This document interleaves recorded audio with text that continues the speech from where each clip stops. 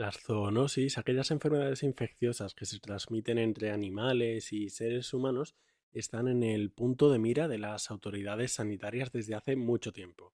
La fiebre del Nilo Occidental, el dengue, la fiebre de Crimea, la viruela del mono, la gripe aviar, el COVID, patologías que además tienen un muy importante riesgo pandémico, como ha ocurrido con el COVID.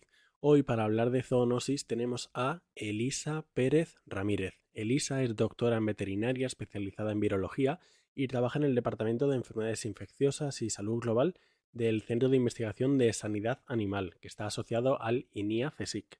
Además es coautora del libro Salud Global, en el que analiza junto a Gorka Oribe las enfermedades emergentes zoonóticas.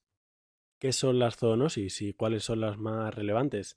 ¿Qué patógenos pueden ser los más potencialmente peligrosos para generar una pandemia? ¿Cómo prevenir estas enfermedades y cuál es la situación actual de alguna, como la gripe aviar? Os recomiendo mucho quedaros hasta el final. Os dejo con la entrevista con Elisa Pérez Ramírez.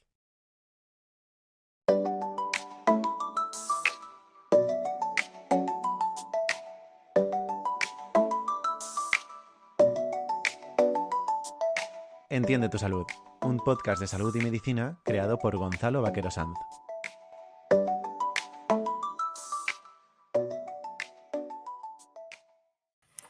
Buenos días, Elisa. Muchísimas gracias por venir. La primera veterinaria que se pasa por el canal. Pues nada, muchas gracias a ti por invitarme. Es un honor ser la primera. Espero no ser la última. Que te parezca interesante el tema y que después vengan más. Bueno, ya te he dicho que quiero traer alguna más, o sea que seguro que no. Vamos a empezar con las bases. Cuéntanos qué es exactamente una zoonosis, qué se diferencia a lo mejor de otro tipo de enfermedades infecciosas. Ajá. Vale, pues mira, las zoonosis son todas estas enfermedades infecciosas que compartimos naturalmente entre animales y humanos. Más o menos se conocen unas 300 enfermedades zoonóticas que compartimos, pero cada año se descubren nuevas, ¿no? Y para tener una idea de la importancia que tienen estas enfermedades compartidas, pues más o menos un 60% de todas las enfermedades infecciosas humanas tienen origen animal, que es un porcentaje importante, pero es que además si nos centramos solo en las que llamamos enfermedades zoonóticas emergentes o reemergentes, que son estas que aparecen por primera vez o que aparecen por primera vez en una región concreta, pues este porcentaje aumenta hasta el 75%, ¿no? O sea que son muchas. Y además, pues bueno, en estos últimos años ya hemos visto, ¿no? Tenemos muchísimos ejemplos, desde COVID-19 hasta el virus del Nilo Occidental, la fiebre hemorrágica de Crimea-Congo, la gripe aviar, pues son todo ejemplos de enfermedades zoonóticas emergentes, ¿no? Que está aumentando muchísimo la prevalencia en los últimos años. Y bueno, pues hablamos sobre todo de virus porque yo soy viróloga, pero bueno, también hay enfermedades zoonóticas que están causadas por bacterias, por hongos, por parásitos o incluso por priones, ¿no? Como vimos con la crisis de las vacas locas. Y bueno, la transmisión puede ser de forma directa por contacto estrecho con los animales, como por ejemplo se puede transmitir el virus de la rabia por una mordedura de perro, o puede ser por vía indirecta a través de alimentos contaminados de origen animal, a través del agua o incluso a través de vectores, ¿no? Que son estos insectos, principalmente mosquitos y garrapatas, que nos transmiten enfermedades con su picadura. Así que hay una enorme variedad de enfermedades zoonóticas y ya te digo que cada vez hay más y intuyo que en el futuro pues, va a seguir siendo una amenaza sanitaria muy, muy importante.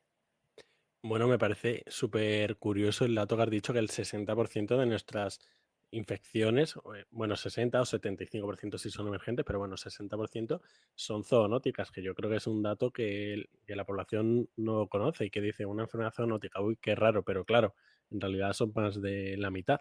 Y esto Sí, me eso es. recuerda, el otro día tuve una entrevista que salió un poco antes que esta con Marina Lozano, que es una paleontóloga, y hablábamos sobre el hecho de pasar de ser nómadas a ser sedentarios, como eso hizo que empezasen a aparecer las enfermedades zoonóticas por estar más en contacto con animales y tal. Y otra pregunta que quería hacerte es si suelen ser graves o como muy difíciles de tratar las zoonosis, porque claro, los casos que yo he escuchado de gente que dice, uy, he pillado una zoonosis o conozco tal que tiene una zoonosis, se le llevan las manos a la cabeza y es como, mm, y esta no sale. Y por ejemplo, has dado el caso de la rabia, que la rabia en concreto, pues es mortal. Eso es. Sí, bueno, tenemos, como te digo, que hay al menos 300 o 300 y pico enfermedades, entonces tenemos de todo. Es verdad que de las que más oímos hablar y las que más impacto mediático tienen, pues son enfermedades complicadas, ¿no? Como estamos hablando, por ejemplo, el Crimea-Congo, que tiene una tasa de mortalidad bastante alta, o incluso la gripe aviar H5N1 ahora, que también estamos viendo que a nivel global pues tiene una tasa de mortalidad elevada. Pero hay otras muchas que son enfermedades zoonóticas que tienen tratamiento y que te recuperas sin mayor problema, ¿no? Por ejemplo, ahora con el tema de la dana hemos visto casos de leptospirosis. Leptospirosis también es una zoonosis que compartimos con los animales, principalmente con los roedores. Y bueno, pues existen antibióticos que funcionan perfectamente contra esta enfermedad. O pues otras enfermedades como la brucelosis, la listeriosis, muchas enfermedades bacterianas zoonóticas que sí que tienen tratamiento y no todas son tan graves, ¿no? O incluso el virus del Nilo Occidental, del que hemos oído hablar muchísimo este verano, ¿no? Por los brotes en Andalucía y Extremadura, pues es verdad que hay un pequeño porcentaje que sí que desarrolla una sintomatología neurológica grave y que incluso puede producir la muerte, pero la enorme mayoría de las infecciones son asintomáticas o producen síntomas leves, ¿no? Entonces no debemos pensar siempre zoonosis, cosa gravísima y mortal, ¿no? Hay un amplio espectro y mucha variedad y para muchísimas zoonosis sí tenemos buenos tratamientos, ¿no?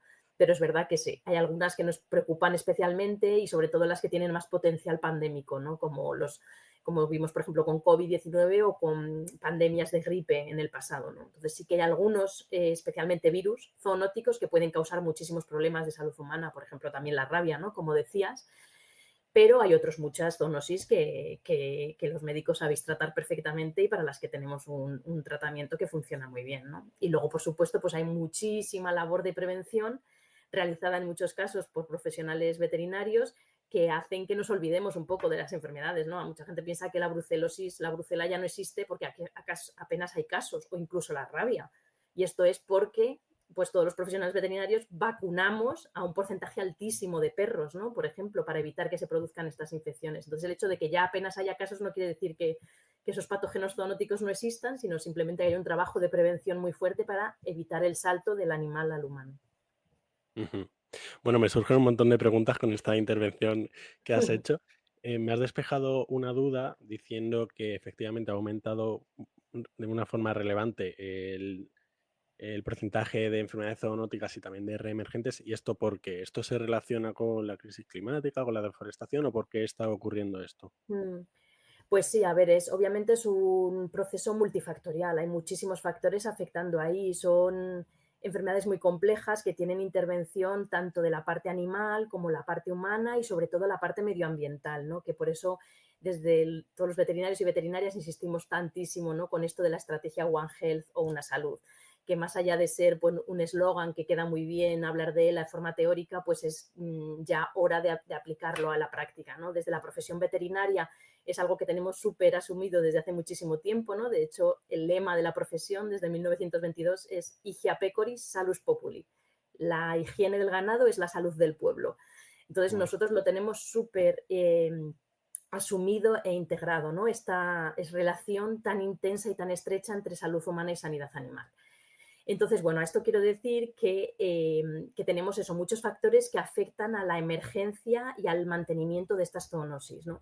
Entonces, en los últimos años, como decías, ha habido un incremento muy grande. ¿Y qué razones hay detrás? Bueno, pues una de las principales es pues la enorme urbanización y la alteración del medio ambiente alrededor de las ciudades, ¿no? Cada vez tenemos ciudades más grandes, de estas que llamamos macrociudades por todo el mundo, y esto implica con este crecimiento pues digamos que invadir territorios naturales donde había mucha fauna silvestre que se ha visto obligada y forzada a abandonar estos terrenos naturales y acercarse más a las ciudades o tener mayor contacto con los humanos, ¿no? Y entonces pues la interacción animal silvestre-humano aumenta mucho y por tanto también aumenta el riesgo de transmisión de estas enfermedades.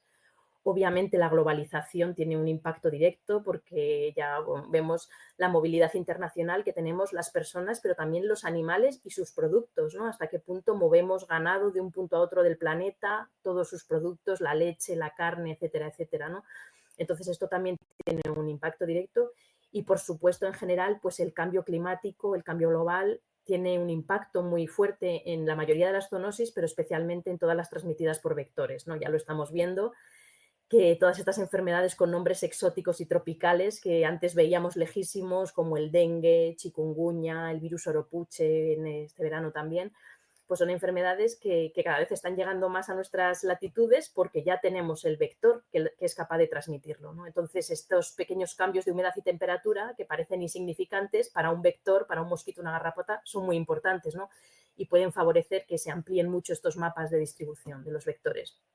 Entonces, esas son las razones fundamentales. Y luego, obviamente, también tenemos pues un incremento exponencial de la ganadería intensiva a nivel de todo el mundo, ¿no? Criar cientos de miles de animales, de gallinas, de vacas, de ovejas, en unas condiciones de, como digo, intensivas que favorecen en muchos casos pues la emergencia y la evolución muy rápida de estos patógenos, ¿no? Entonces, bueno, pues son muchos factores que nos hacen pensar, pues como digo, que este problema no va a disminuir en el futuro, sino más bien todo lo contrario, ¿no? Y por eso creo que tenemos que estar preparados para abordar en el presente todos estos retos que tenemos con las enfermedades zoonóticas, pensando que en el futuro la cosa tristemente no creo que vaya mejor, ¿no? Sino que cada vez nos tendremos que enfrentar a más de estos virus y en general patógenos zoonóticos que compartimos animales y humanos.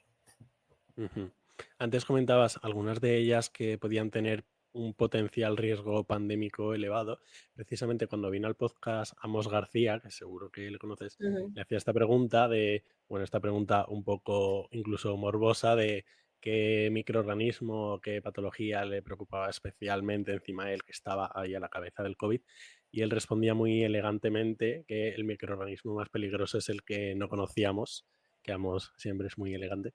Y Pedro Gullón, que es ahora el director general de Salud Pública, también cuando vino al podcast, le hice esta misma pregunta y le hizo mucha gracia la respuesta de Amos. Entonces, quería preguntarte a ti, em, ¿qué zoonosis te preocupan especialmente? Porque, claro, me pongo a pensar y muchas de las más importantes en este sentido, como la gripe, el COVID, el ébola, que también se habló mucho en su momento, tienen potencial riesgo pandémico.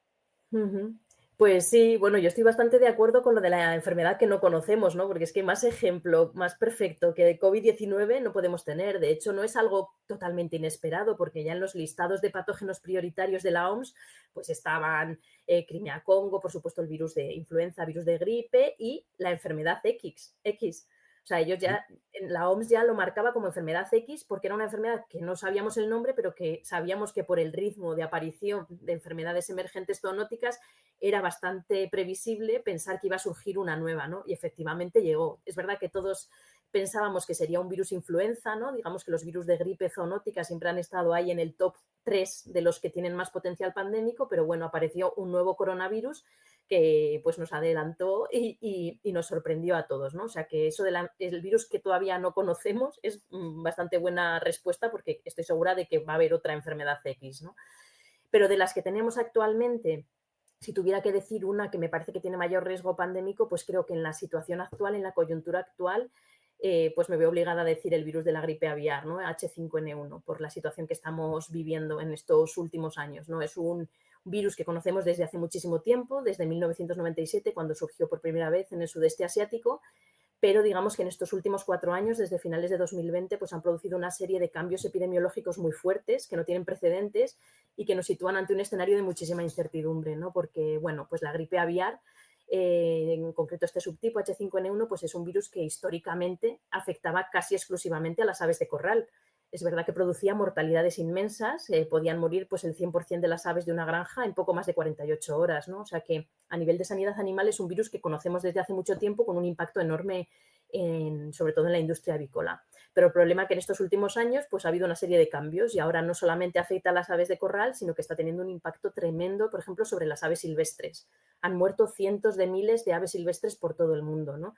Además, ha adquirido una distribución mundial porque el virus ya está presente en todos los continentes, excepto en Oceanía. Es el único que por ahora se mantiene libre de la enfermedad, incluso llegando a sitios remotos como la Antártida, ¿no? El virus de la gripe aviar ha llegado por primera vez a la Antártida y ha producido allí mortalidad tanto en aves silvestres como en mamíferos silvestres, sobre todo mamíferos marinos, ¿no? Entonces estamos ante una situación complicada ya de por sí en este punto, pero es que además en estos últimos 2-3 años pues el virus ha demostrado una capacidad muy aumentada de saltar a diversas especies de mamíferos. Y esto pues nos preocupa, ¿no? Porque un virus aviar altamente patógeno adaptándose a los mamíferos nunca es una buena noticia, ¿no? Ha afectado a mamíferos silvestres, también con mortalidades masivas, por ejemplo, de elefantes y leones marinos en Sudamérica, han muerto cientos de miles.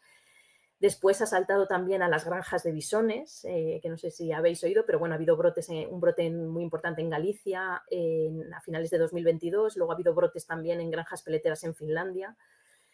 Luego ha habido casos más esporádicos, pero también cada vez más frecuentes en gatos domésticos, que eso también, pues ya la interacción con los humanos es mucho mayor. Y ya el último salto, que probablemente haya sido el más inesperado y el que más nos preocupa, que es el salto al ganado vacuno de leche en Estados Unidos.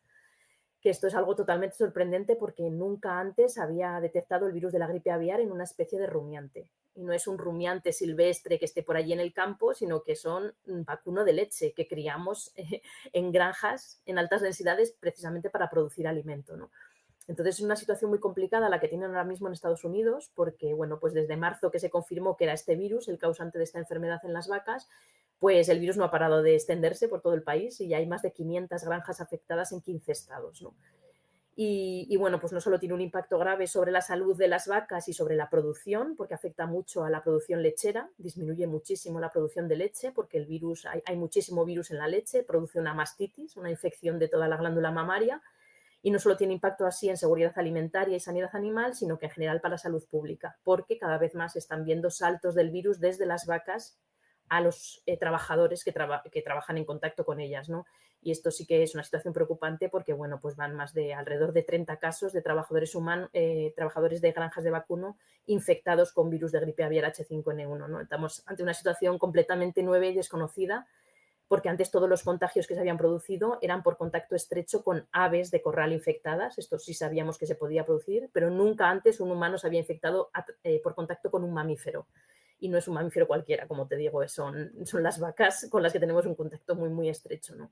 Entonces, pues eso, esta adaptación tan rápida a tantas especies de mamíferos nos preocupa mucho y el hecho de que esté saltando con relativa facilidad a los humanos, es verdad que son humanos en contacto estrecho con los animales, pero aún así pues es problemático, ¿no? Entonces, toda esta situación global pues me hace hablar de la gripe aviar como un potencial patógeno pandémico, ¿no? Que, bueno, ojalá que nunca llegue a adaptarse, porque es verdad que la transmisión entre humanos no se está produciendo, pero sí que muchos saltos cada vez más frecuentes de animales a humanos. Así que sí, bueno, es una situación complicada y creo que si tengo que elegir un patógeno ahora mismo elegiría ese. Bueno, yo creo que lo has justificado bastante, que tiene fundamento. Hace poco hablaste en Noticias 4 sobre algo que no has comentado y me sorprende, y es que he pensado que a lo mejor ha habido alguna actualización, que es sobre el primer caso humano de gripe aviar sin contacto conocido con animales. Has dicho que sí que había pues en gente que trabajaba con vacas, con animales y tal, pero ¿por qué no has comentado esto? Porque sabía que me ibas a hacer la siguiente pregunta y porque, y porque si no me enrollo mucho en cada pregunta, pero bueno, por supuesto, esto es un tema que hay que contar porque además sí ha habido una actualización y además no con muy buenas noticias. Y es que ya no solamente hay un caso, sino que hay dos. Recientemente se ha detectado otro caso de un adolescente en Canadá, que además es muy preocupante porque era un adolescente que era completamente sano antes de esta infección, ¿no? Y que sin embargo está hospitalizado en estado crítico. La situación es muy compleja y es también una persona joven que ha declarado su familia que no tenía ningún contacto con granjas de ningún tipo y tampoco con aves silvestres. Solo parece que ha tenido interacción con perros, gatos y reptiles, pero que tenían como mascota. Es la única interacción con animales, tampoco ha bebido leche cruda de vacas, porque esto no lo hemos hablado, pero hay tanto virus en la leche de las vacas que el consumo de leche cruda es tremendamente peligroso para este virus, ¿no? Por suerte en Europa, pues el consumo de leche cruda es algo que no hacemos para nada o muy poco hace muchísimos años, pero en Estados Unidos es algo que no es tan infrecuente, ¿no? De hecho, estuve buscando datos y alrededor de un 4% de la población adulta estadounidense ha declarado que toma leche cruda de vaca al menos una vez al año y en torno a un 2% al menos una vez al mes. O sea que es una cosa bastante impresionante, ¿no? Que, bueno, tenemos una lista larga de razones para no tomar leche cruda de todo tipo, ¿no? Microorganismos de todo tipo que provocan problemas, pero es que además ahora en la situación actual con tantas vacas infectadas con este virus, pues todavía es más peligroso, ¿no? Entonces, bueno, tanto en el caso este de Missouri que comentas como en este muy reciente de Canadá, pues todos pensamos que quizás hubieran consumido leche cruda de vaca, pero en los dos casos parece que no ha habido este consumo, ¿no? Entonces son dos situaciones que nos preocupan muchísimo porque es la primera vez que se detecta el virus en alguien que no ha tenido un contacto conocido directo con animales, ¿no? Entonces, bueno, las investigaciones en los dos casos están en marcha para ver si, haciendo una investigación un poco más profunda, se puede llegar a saber si ha habido algún tipo de contacto indirecto con fauna silvestre o con aves de corral, pero claro, preocupa porque podría ser como la primera señal de que hay una transmisión entre personas que está pasando desapercibida, ¿no? Entonces eso es preocupante y son dos casos muy, muy recientes. Bueno, el de Missouri es de finales de agosto, pero este de Canadá, como te digo, es de ahora, de hace una semana. Entonces sí es una situación bastante complicada porque por ahora no sabemos esas dos personas cómo se han podido infectar.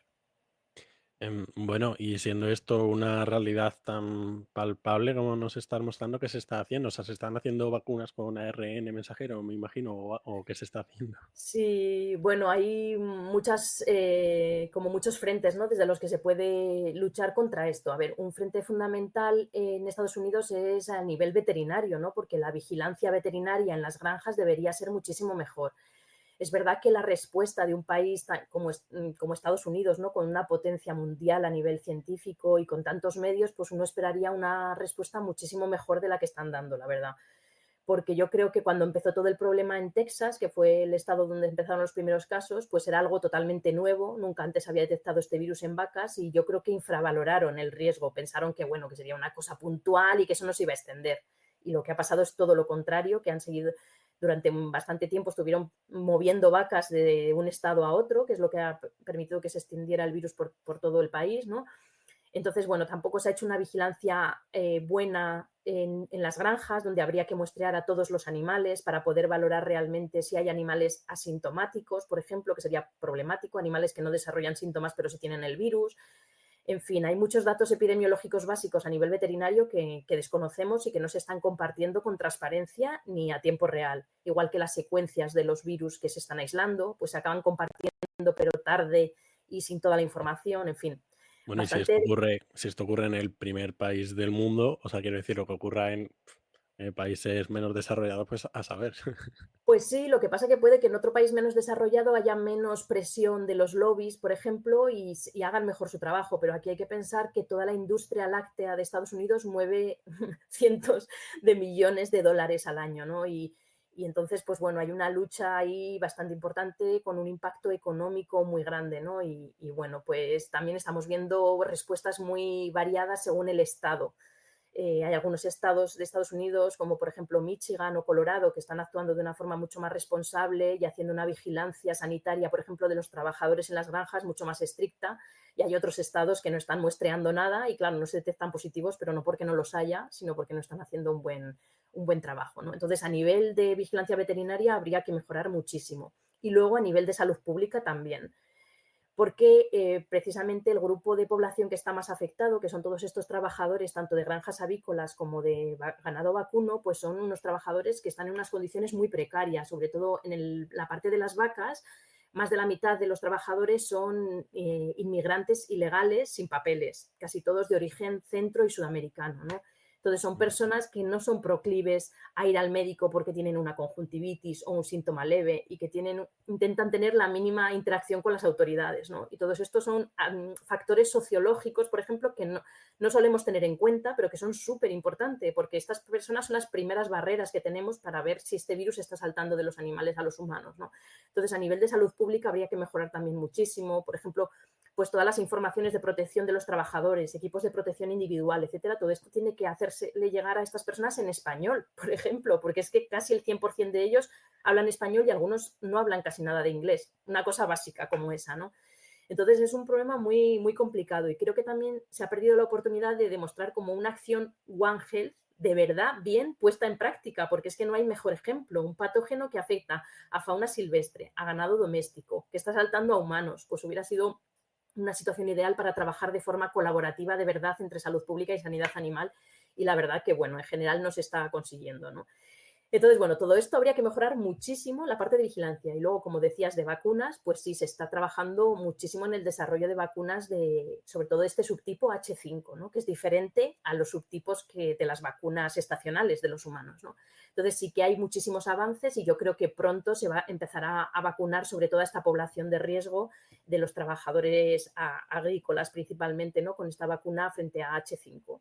Pero mientras eso se pone en marcha a nivel más global, pues la vacuna estacional de la gripe es muy importante que estas personas en contacto estrecho con animales susceptibles se la pongan, porque bueno, la protección frente a H5 es pequeña, pero sí que evita que estas personas se infecten con virus de la gripe estacional y por tanto que puedan disminuir el riesgo de que se produzcan coinfecciones, que esto es muy importante con los virus de influenza, ¿no? Que un animal susceptible, como por ejemplo una vaca o un cerdo, se infecte tanto de gripe aviar como de gripe humana, y a través de estos procesos de reordenamiento entre los virus de la gripe surja un nuevo virus que tenga mayor capacidad de saltar, por ejemplo, entre mamíferos, ¿no? Así que, bueno, es una recomendación que desde el Ministerio de Sanidad en España también se ha hecho, que estas personas que trabajan con aves de corral, con cerdos, con bisones, se tienen que vacunar preferentemente de gripe estacional y también en Estados Unidos, ¿no? Pero bueno, en estos próximos años yo creo que veremos muchísimos avances en la relación con el desarrollo de vacunas de gripe del subtipo H5, ¿no? Que es el que más nos está preocupando para vacunar a estas poblaciones que están tremendamente expuestas, ¿no? Porque, bueno, pues ya vemos la cantidad de virus que hay en un mililitro de leche de vaca infectada, es una barbaridad, ¿no? Entonces, estas personas tienen que estar bien protegidas. Antes de movernos de la gripe, siento que puede haber un poco confusión entre los oyentes de gripe A, gripe aviar, gripe C, o sea, ¿qué es la gripe? Así como un overview muy general de qué es la gripe, subtipos, porque en España también hace unos años pues ocurrió una gripe, ¿no? La gripe C, corrígeme, y también hubo mucho revuelo. Sí, a ver, de gripe, hablamos de virus de la gripe, pero en realidad tenemos que hablar en plural, los virus de la gripe, porque son muchísimos. Tenemos 4 géneros, A, B, C y D, pero a nivel de importancia en sanidad animal y salud pública, pues los que más nos importan son los de la gripe A. Y dentro de la gripe A, pues están un montón de subtipos diferentes. Tenemos 17 tipos de H, que es la hemaglutinina, y 13 tipos de N, que es la neuraminidasa, con todas sus combinaciones que se han encontrado, por ejemplo, todas estas mezclas de combinaciones en aves silvestres, que son como el reservorio natural del virus. Pero hay 2 subtipos, especialmente H5 y H7, que son los que más nos preocupan a nivel de salud pública en lo que se refiere a virus de gripe aviar zoonótica, porque son los que más facilidad tienen para saltar a los humanos y digamos, transformarse en virus altamente patógenos, ¿no? Entonces, sí, tenemos que centrarnos, es gripe A, pero dentro de gripe A hay un montón de combinaciones y subtipos, como llamamos según la H y la N. Ahora mismo dentro de gripe A estamos hablando de los subtipos H5N1, que es eso, uno de los subtipos de gripe aviar que tiene más capacidad de salto zoonótico. Pero luego, aparte, a los humanos también nos afecta la influenza B, que es también la que está incluida en las vacunas de gripe estacional, ¿no? Pero a nivel gripe aviar es todo influenza A. Vale, ya muchísimo más claro. Genial, Elisa. Pues cuéntanos un poco ahora sobre el virus del Nilo Occidental, porque yo vengo del sur de España y, bueno, precisamente de la zona de Sevilla y tal, que está bien, ha habido durante estos años mayor importancia al tema del virus del Nilo Occidental. Entonces, ¿qué síntomas da? ¿Qué repercusiones tiene? ¿Por qué está ocurriendo? ¿Es porque, bueno, por el calentamiento global o la crisis climática? Vale, pues sí, el virus del Nilo Occidental es un virus que, claro, está de plena actualidad en muchos países de Europa, pero especialmente en España, ¿no? Donde nos hemos visto pues, muy afectados, especialmente, como decías, este verano, porque se ha producido el brote más grande de la historia de nuestro país, de virus del Nilo Occidental, en 2024. Veníamos del 2020, del verano de 2020, que obviamente estábamos todos bastante ocupados en otra cosa, en la pandemia de COVID, y pasó un poco desapercibido, pero en 2020 ya se produjo un brote muy grave en Andalucía de virus del Nilo Occidental, ¿no? Hasta ese momento era el brote más grande, pero este de 2024 ha superado al de 2020. En 2020 hubo pues alrededor de unos 70 casos y unos 8 fallecidos, ¿no? Que eso ya fue muy importante. Lo que pasa que, claro, apenas se le prestó atención porque estábamos todos a otra cosa. Entre 2021 y 2024 la cosa ha estado un poquito más tranquila, hemos seguido detectando el virus en animales, sobre todo en aves y caballos, pero ha habido pocos casos humanos. Lo que pasa que en el 2024 pues, ha habido otro repunte muy, muy importante y además ya no solo en Andalucía, sino que se ha extendido también a Extremadura. Ha habido muchos casos en Badajoz y algunos también en Cáceres, ¿no? Entonces, Ha habido, creo que, alrededor de 120 casos confirmados y 10 fallecimientos. Ha habido 9 en Andalucía y 1 en Extremadura, ¿no? O sea que estamos ante un problema muy importante. El virus del Nilo Occidental es un virus que se transmite por un vector, que es un mosquito, principalmente en España el mosquito Culex, de género Culex, que son pues, los mosquitos comunes. Bueno, el por qué se ha producido este brote tan grande este año, pues bueno, en general todavía se están estudiando las razones, ¿no? Pero tiene por supuesto muchísima influencia las condiciones ambientales, climáticas, temperatura y humedad, las lluvias que hay en primavera determinan mucho el pico de mosquitos durante el verano, ¿no?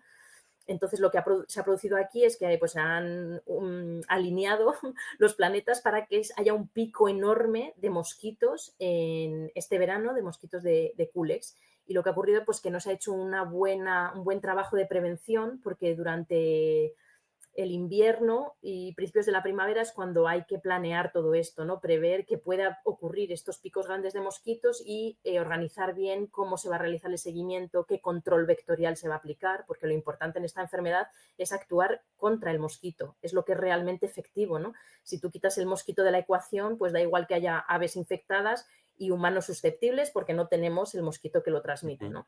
Entonces, para ser efectivos en esta lucha contra el mosquito hay que actuar cuando estamos en el estado de larva, cuando todavía no han salido los adultos mosquitos, ¿no? Y para eso hay que actuar muy pronto en la primavera, ¿no? Y esto pues no se hizo bien y lo que ocurrió es que después ya en verano había pues miles de mosquitos y ya el control vectorial frente a los adultos es muchísimo más complicado, ¿no?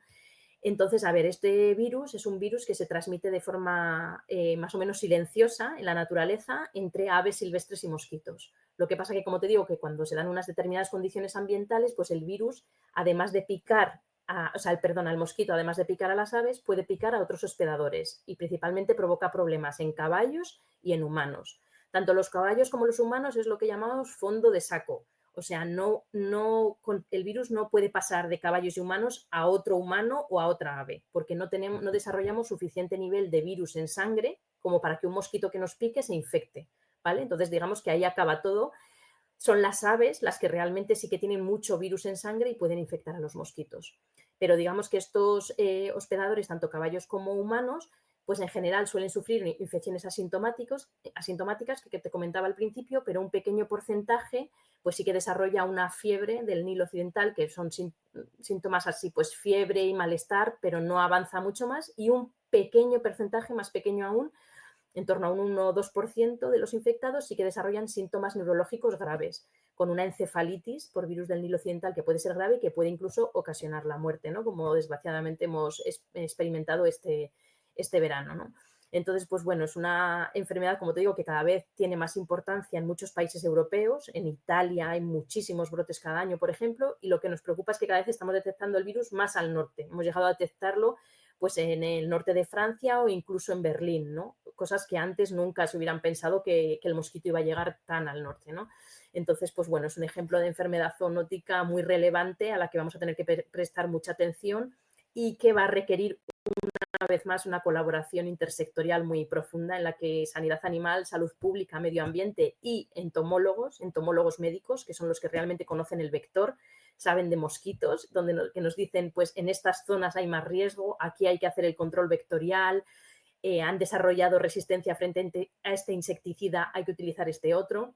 A estos entomólogos hay que incorporarlos a esta visión One Health para luchar de forma eficaz contra este patógeno, que intuyo que vamos a seguir hablando mucho cada verano de este virus. Porque lo bueno de que sea vectorial es que, bueno, es verdad que cada vez los mosquitos duran más tiempo en el año, pero bueno, se restringe a unos meses del año donde el mosquito está activo, ¿no? Afortunadamente en invierno no tenemos casos de esta enfermedad.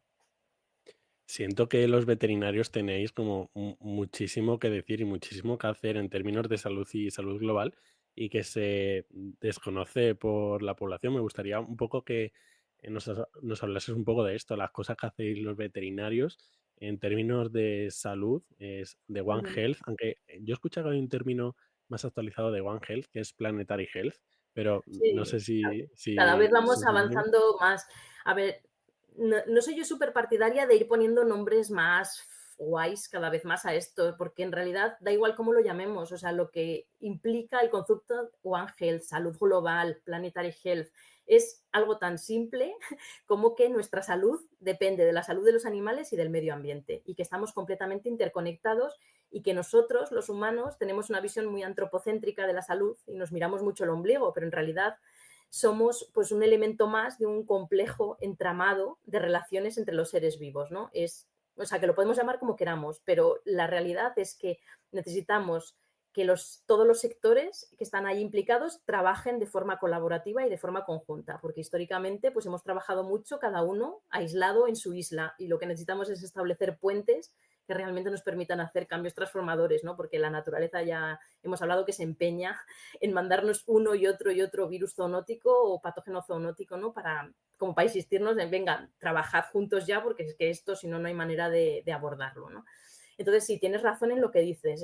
La gente pues tiene una idea muy estereotipada de lo que es un veterinario, una veterinaria, y obviamente pues lo asocian directamente con el médico de perros y gatos en las clínicas. Pero nuestra profesión va muchísimo más allá, ¿no? Y realmente nuestro trabajo pues, es muy importante para asegurar la salud de los animales, pero también muy importante para asegurar la salud pública, ¿no? Entonces, hay veterinarios que trabajan, pues, por ejemplo, controlando importaciones y exportaciones de productos de origen animal, que es fundamental para asegurar la inocuidad de todos los productos y la seguridad de todos los productos de origen animal que ingerimos, que nos comemos cada día.